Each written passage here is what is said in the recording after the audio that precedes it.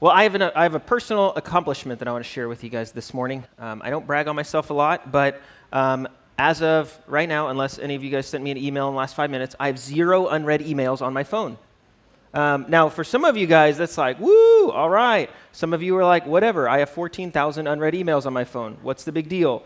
It's a big deal because for me, I get emails in. I don't like having that little red dot over my mail app, and so sometimes, though, I'll read them, and then I'll like go back and mark them unread so that then I'm like, I'll come back to them.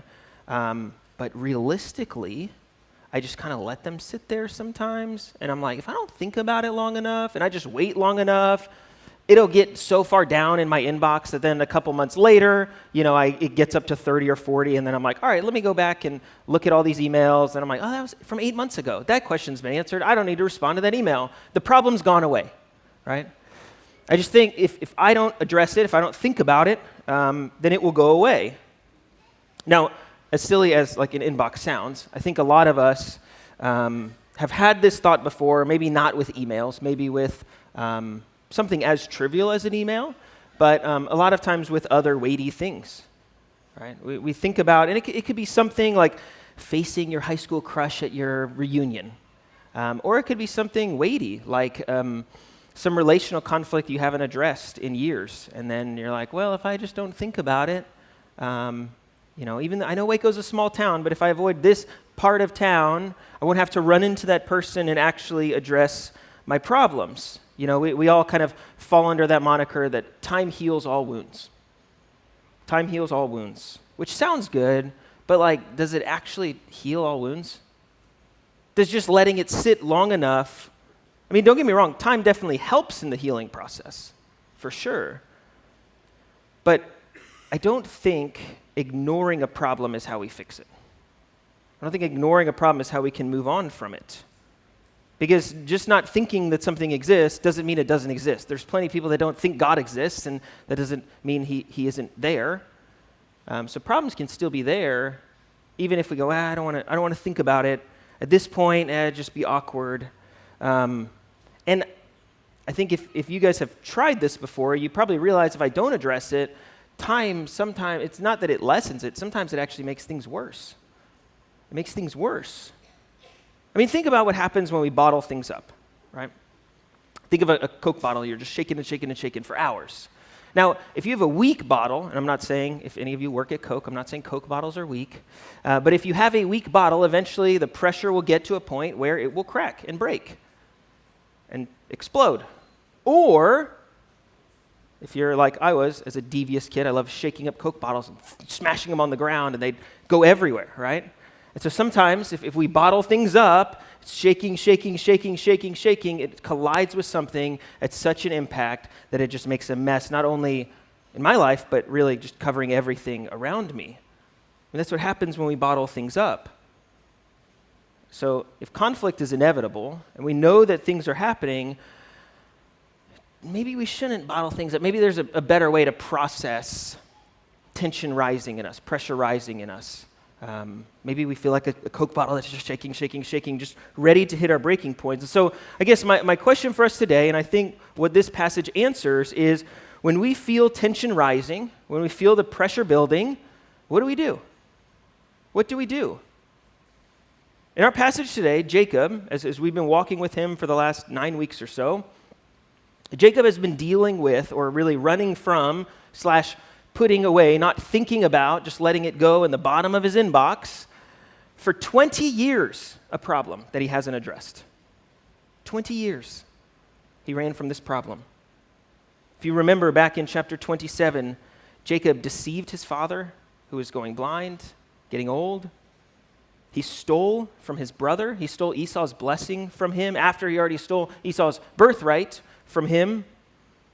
And Esau, he responded with such hate and such anger that he's like, I'm going to make a hit list, and I'm putting one name on it. It's Jacob. I am coming for your neck. So what does Jacob do? Well, he runs.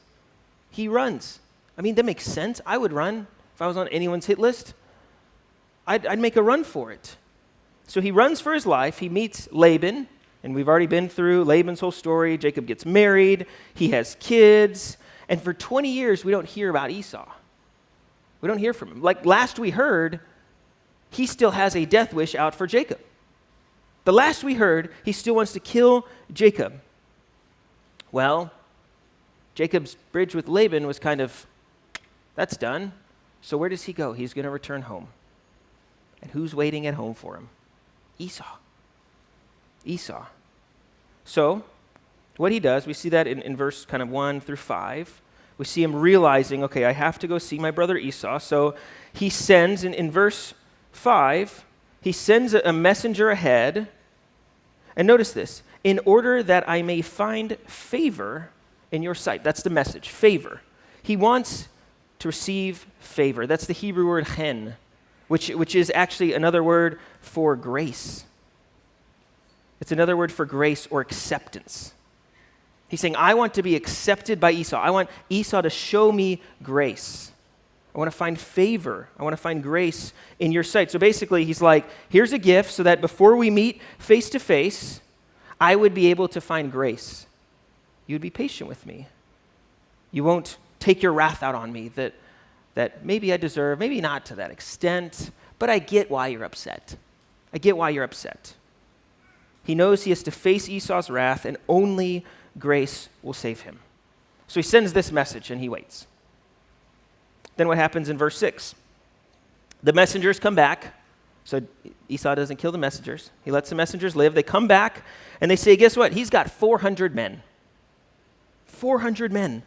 I mean, that's bigger than, if you remember back to chapter 14, remember when Abraham took less than 400 men and defeated 5 mighty nations? So I'm like, okay, well, if Abraham can do that, maybe Esau's not as good as a commander, but 400 men is a lot of people. A lot of people. It sounds like an army. And this terrifies Jacob. We see that in verse 7. It terrifies Jacob. So he's wondering, he's like, is Esau still angry? Maybe. I mean, dude's got an army now, waiting for me. He's probably been putting them through boot camp for the last 20 years, getting them ready for when I return. And so in classic Jacob fashion, in verse 7 and 8, he makes a plan. He splits his stuff up, let me count my losses. All right, if he attacks one group, well, at least I'll have half of what I have. Okay? Or it'd take him a lot longer. I don't know what his strategy was there. But then in verse 9, Jacob does something very uncharacteristic. We've never seen him do something like this before. And this is where we can learn from Jacob how to deal with this tension or this inevitable conflict that we might experience in life. Okay? But next week, we're going to look at what actually happened. What goes down when Jacob and Esau meet. We'll talk about that next week. But first, Jacob's got to do he's got to get his heart right. He's got to get his heart right. He's got to deal with his heart.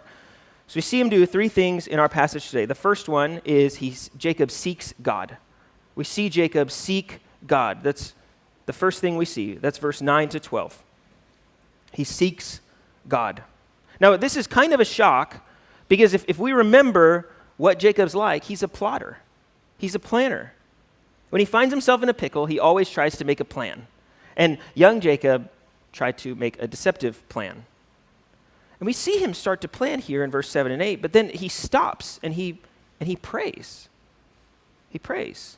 Now, we've seen him pray before, but remember that prayer was one full of demands. It was very conditional. It was like, hey, if you do this stuff for me, then I'll worship you. I mean, it was like more of bartering with God, not necessarily just like laying something at the feet of God and going, hey, I trust you. What we see here is a little bit more mature Jacob in how he prays. We see him with an entirely different posture. Let me just walk through the prayer real quick so you guys can see what I'm talking about. Look at verse 9. He starts with just praising God. He says, you are the God of Abraham. You are the God of Isaac. You are the God of the patriarchs, my dad and my granddad, who you made these great promises and these great covenants with me. And essentially what Jacob's saying is, just as you treated them, I know you're going to treat me. And just as they trusted you, I'm going to trust you. I'm going to trust you. And even in verse 9, at the end of verse 9, when he recalls what God told him to do, hey, return to your land. Notice this change. If you look back to chapter 31, God says, return to your kindred, and I will be with you. But here, in verse 9, he says, you told me, return to my land, return to my kindred, that I might do you good. Now, I don't think that Jacob is misremembering what God said. I don't think that's what's happening here. I think Jacob is saying to God, no, you being with me, your presence is you doing good to me. You being with me is you doing good unto me. And then that leads him, we're seeing this growth, right? You should see this humility that now he says, man, God, you're with me. That's good for me. And what does he say next in verse 10? We see his humility. He's humbled in light of who God is. He says, I'm unworthy of everything you've done to me. All the stuff that you've done. I know I'm a knucklehead. I know I don't deserve any of this. When I've shown you nothing but my unworthiness, you've shown me nothing but your steadfast love. You show me nothing but your faithfulness. I do not deserve this. You've been good beyond all measure. Even the way that he frames how, you told me to go, so I obeyed. I left with my staff, but look at what you did. I left with nothing, and you multiplied me into 2 camps. Even in saying, yes, God, I obeyed you, but why wouldn't I obey? And look at what you did. You've carried me the whole way. I had nothing to my name, and you've given me everything. You've been so good to me. I've deserved none of this. It's all rooted in and motivated in God's steadfast love and his faithfulness. It's all God. This is a very different picture we see of Jacob. He's not coming with demands. No, he's coming humble. He's coming humble, humbling himself under God. And it's from that humility then in verse 11, he makes his request. He asks for deliverance. Jacob clearly is afraid of Esau, which, again, makes sense. I do not fault him for being afraid of Esau. I would be too. But I love that Jacob takes this tension that's clearly bothering him, clearly plaguing him. We'll see when he wrestles with God in verse 22 and on, he doesn't even sleep that night. But he takes this wrestling, he takes this struggle, and he brings it to the Lord in prayer. Jacob's terrified that Esau's going to attack him, to kill him. The word attack in Hebrew is kill. And so he asks God, he says, please deliver me. Just spare my life. Save my life. Save my life. Why does he ask God? Because he knows. He's like, look, all the plotting and scheming and all of that stuff, it may have gotten me some certain things, but it ended up being a mess. I have to come. I have to lay this at your feet. Only you can deliver me. Only you can take care of this. Only you can deliver me. So Jacob's already affirmed God's power. He's already affirmed God's love. And now he's just asking God, he's saying, hey, just do what only you can do. Deliver me. There's no other way that I'll be able to escape the death threat of my brother. Only you can do this. And then notice how he ends the prayer in verse 12. He calls on God's promises. He basically says to God, you promised to do good unto me and my offspring. We see that in verse 12. He's calling back to a promise God made him in chapter 28. And then he calls back to a promise that God made to Abraham in chapter 22. He says, you promised my grandfather that my multiplication would not even be able to be numbered. God knows what he promised him. Jacob knows what God promised him. And Jacob knows what God promised his grandfather and his father that went before him. And he not only knows it, he believes it. Like he quotes God's words back to him, not in a gotcha way, but just, hey, this is who you are. I know who you are. You know who you are. Just act in accordance with that. I'm putting all of my trust, all of my faith. I know that you can do this. Only you can do it. So please. And what I love about this picture of Jacob is he's still afraid, right? He doesn't just come to God and go, well, God, I'm going to claim victory and let's go on. Let's face Esau. No, he's like, no, I need deliverance. I'm about to die here. I feel death right around the corner. And I love this, though, that he's afraid, yet he still prays. He's struggling, yet he brings that struggle to the Lord and lays it at his feet.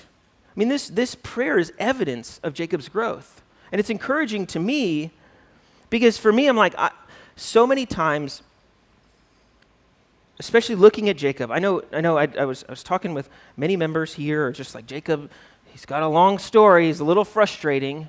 I'm running out of patience with this guy because he reminds me a lot of myself. Same, right? I love immediate results. I love overnight success. I love it. I want to arrive at my destination overnight, but that's not how sanctification works. A couple weeks ago, I told a friend, man, I wish I just arrived at like knowing the Bible. I wish I arrived at being a good husband. I wish I arrived at being a parent who knows what to do. I wish I just arrived at like a good Christian. My friend was like, you will in glory. But, the way that the Lord teaches you is through this long, growing process called sanctification. So when you're being made like God, it's a long, slow, messy process, full of mistakes, full of blemishes. But there's still growth, right? I mean, we see Jacob in this passage do things we haven't seen him done before. He's wrestling with conflict, and rather than going, how can I scheme my way out of this? He stops himself and drops to his knees in prayer. He stops and drops to his knees in prayer. This is even a thing I'm learning in my life. Michelle's like, Michael, I know you're struggling with this. Remember last time you didn't ask for prayer? Yeah, how did that go for you? Right? And the Lord is patiently teaching me, Michael, drop to your knees in prayer. That needs to be our first response, not our last resort. Yes, he's still struggling. Yes, I still struggle. We all will still struggle, but we bring those struggles to the Lord. That's what the Christian life is like, is it not? That's what Paul said. We're perplexed, but not driven to despair. Now, this doesn't mean, okay, well, come into the Lord, I'm going to ask him to do it, and then I'm just going to sit back on the beach, kick my feet up, have a pina colada, and just wait for God to do everything for me. It doesn't put us into apathy. No, it actually then leads us to trust. It leads us to trust God. And this is the second thing that we see. Look at verse 13 to 21. We trust God.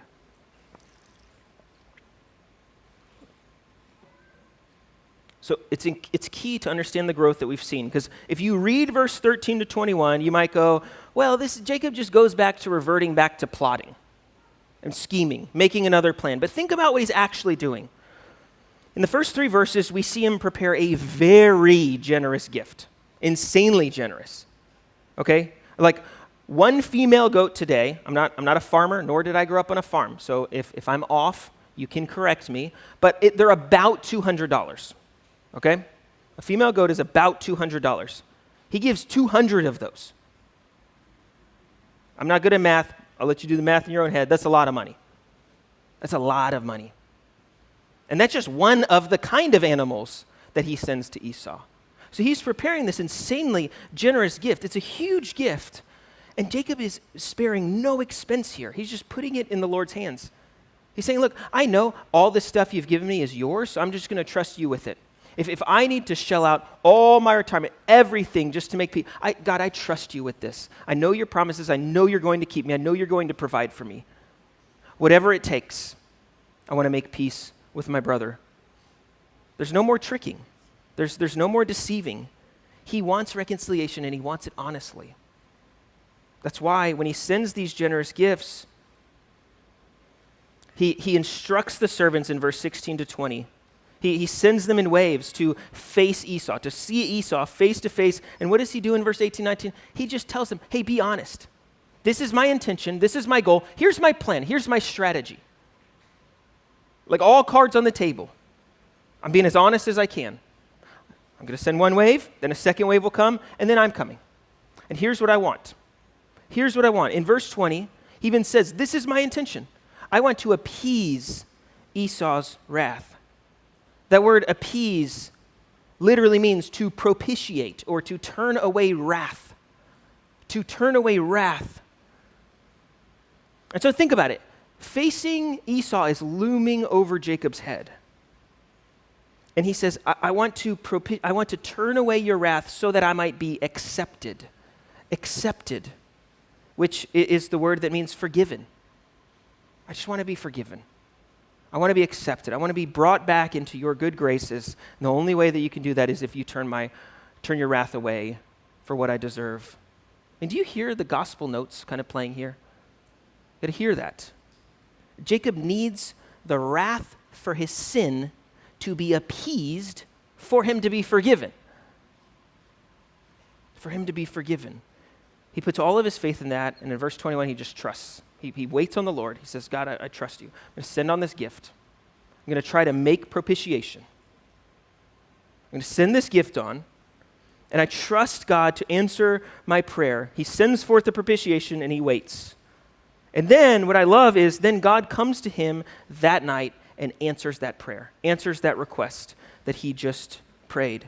But it's not necessarily how Jacob might think it spelled out. I don't know if you guys kind of prayed these things before where we're like, okay, God, I want deliverance. And in my mind, I'm like, this is what it's going to look like. And God goes, okay, great, I'll give you deliverance, but it's actually going to happen a little differently and much better, and much better. And here's what God was trying to do. He didn't want Jacob only to seek him in prayer with the requests that he has, or only to come to God when he makes this plan and says, okay, God, I trust you, here's my plan, make it work. No, God wants Jacob to come to him and just say, here's everything. I submit everything to you. And that's what we see happen in the last 11 verses of our story. Jacob must submit to God. He must submit to God. We see in verse 22 to 32. He must submit to God. So if you're looking in verse 22, if you guys are following along, I'm kind of just walking through the story, pointing out the progression here. In verse 22, he comes down and he sets up camp by the Jabbok River. By the Jabbok River. And he actually sends his family to the other side of the river, and he hangs back and he stays alone. We see at the beginning of verse 24. And when he's alone, God comes to him that night. He comes to him. And this is what's fascinating. If you remember, when Jacob was first running from Canaan, going to Laban in chapter 28, he stops one night and God comes to him. And now he's making the trip back and he stops one night and God comes to him again. And he does this through the form of an angel. Verse 24 says that it was a man. I know there's different interpretations on this, but if you want, you can just scribble down a reference you can look up later. Hosea chapter 12, verse 4. Hosea 12:4 says that Jacob, quote, strove with an angel and prevailed. And so I'm going to take that interpretation, because I think Scripture is its best interpreter. Rather than speculating, who's this man? I'm just going to say, okay, well, God inspired Hosea to say it was an angel, so it was an angel. All right. But the angel still represents God, speaks and acts on behalf of God, which is why it's kind of astounding that Jacob decides to wrestle him. I mean, think about it. Remember back in chapter 18 when some angels showed up at Abraham's house? Do you remember that? Remember what he did? He fell on his face and he worshiped. And then he called his wife, hey, make the best meal you've ever made. I mean, better than Thanksgiving, better than Easter, the best meal you can ever make this for these men. And he lays himself down, he falls on his face, and he worships and he submits. But here, this is why I say Jacob's growth, it's a long process, right? It's a long journey. Instead of submitting like Abraham does, Jacob fights this angel. He fights him. I mean, rather than submitting to God through worship, it's almost like he's trying to submit God to himself through wrestling him. He's doing the opposite, I think, of what we should do. He tries to wrestle God into submission until the break of dawn. Now, we come to verse 25. And I know you're kind of like, what in the world does this mean, Michael? When the man saw he did not prevail, so the angel saw he didn't prevail against Jacob, he touched his hip socket, and Jacob's hip was put out of joint as he wrestled him. What is that all about? Like, what's going on here? Is Jacob stronger than this angel? I mean, maybe he's a good wrestler. No, I don't think he's stronger than the angel because, well, we just saw in that verse that, I mean, the angel's power is so strong that he can wound Jacob permanently for the rest of his life by one touch. I don't think Jacob's that strong. Okay, so clearly the angel is stronger. So then what does that mean that the man saw he didn't prevail against Jacob? I mean, if you read verse 24 and 25 in context of what's happening, I think what the angel is doing is he's allowing Jacob to have time to submit himself. He's allowing Jacob, to use wrestling terms, he's allowing Jacob to tap out. He's giving him an opportunity to submit. I mean, the angel is like getting on his level, allowing Jacob to wrestle so that he might submit on his own. Because if you think about Jacob's life so far, it is one of assertiveness. I mean, even before he was born, in the womb, their mother felt wrestling between him and his twin brother. And even the way he was born, he comes out grabbing his brother's heel. He's holding on. And then we see him assert himself in taking a birthright. We see him assert himself in taking the blessing in a very deceptive way. We see him, even when he shows up to Laban, he starts commanding Laban's servants what to do. He just walks up to Rachel the first time they miss, kisses her and says, I'm going to marry you. I mean, it's pretty assertive. And now he's coming to God, making demands of him and wrestling him until he gets what he wants. I'm not letting go until you bless me. I'm not letting go until you bless me. I mean, this is just another instance of Jacob asserting himself and trying to get other people to submit to his will. And so in verse 25, Jacob comes to a place where he realizes, I cannot submit this angel. I cannot submit God to my will. I cannot submit God to my will. And what God does is he forces Jacob then into submission. He forces Jacob into submission. And it's not that God is being mean. It's not that he was trying to withhold this blessing that Jacob asks for in verse 26. But that's not what's happening. God promised him and his dad and his granddad that he would be blessed. So the blessing will come. God stays true to his word. But what happens here is Jacob's trying to force that, trying to bring it about on himself, and so God wrestles him into submission. Jacob's wrestled into submission. He's brought to an end of himself. And what God does in bringing Jacob to an end of himself is then he's subduing God to himself.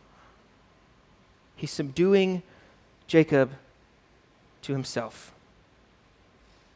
And to remind Jacob of this submission, God gives Jacob two really important changes. Two really important permanent changes. He changes his identity and he changes his walk. First, look at how he changes his identity, verse 26 to 29. The change of identity is a new name.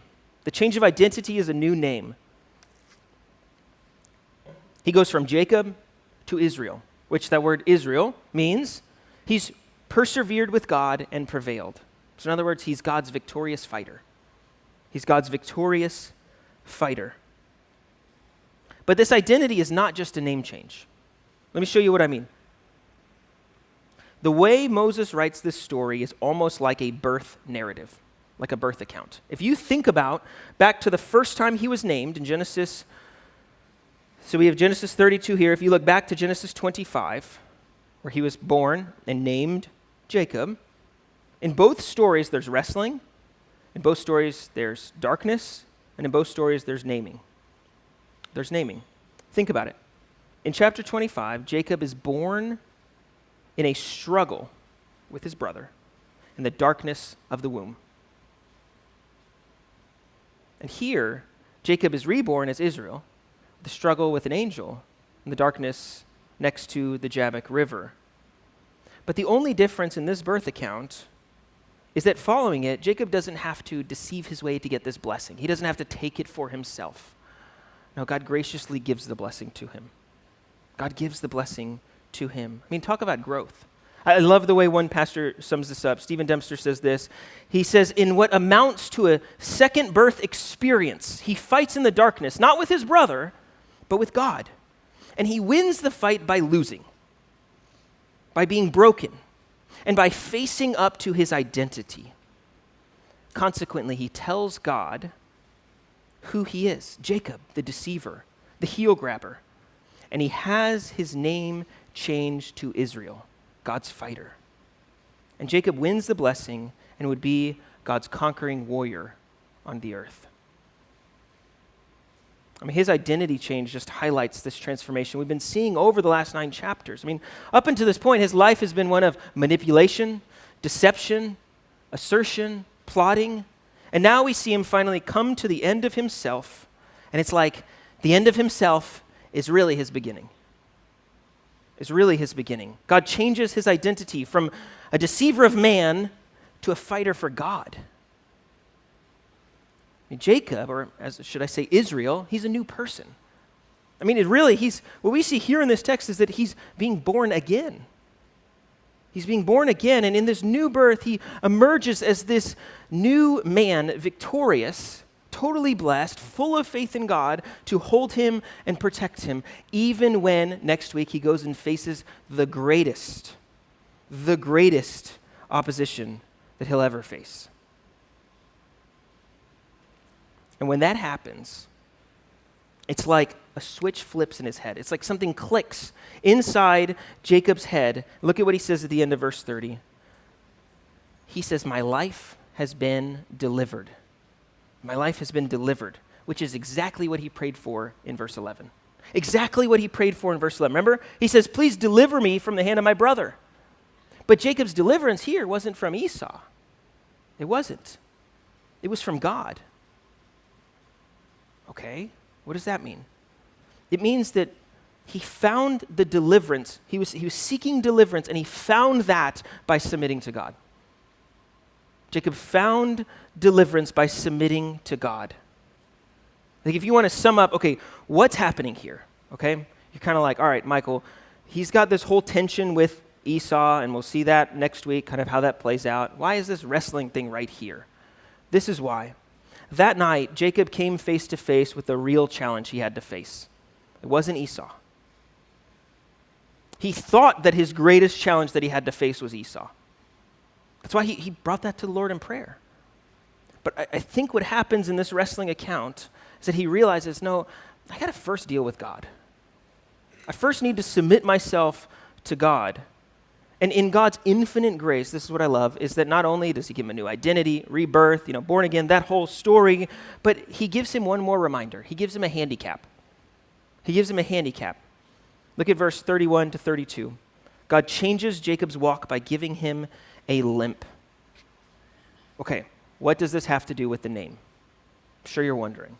If you're not wondering, I just asked that for you. What in the world does the new limp, have to do with the new name?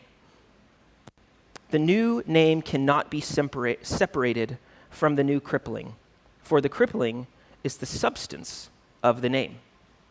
So one theologian says. The crippling is the substance of the name. Think about it. God says, you're going to be my fighter, you're going to limp for the rest of your life. That doesn't make sense. That doesn't make sense.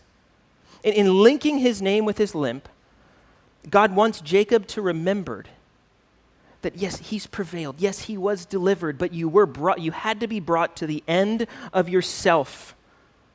You had to be brought to the end of yourself to submit to me. And I want you never to forget that, ever. Never to forget that. And every single step he takes for the rest of his life will remind him of that. Every time he goes to the curb to get the mail, every time he tries wrestling around with his kids or grandkids, I'm sure his hip had to have hurt. Every single step that he takes for the rest of his life will remind him of submitting to God.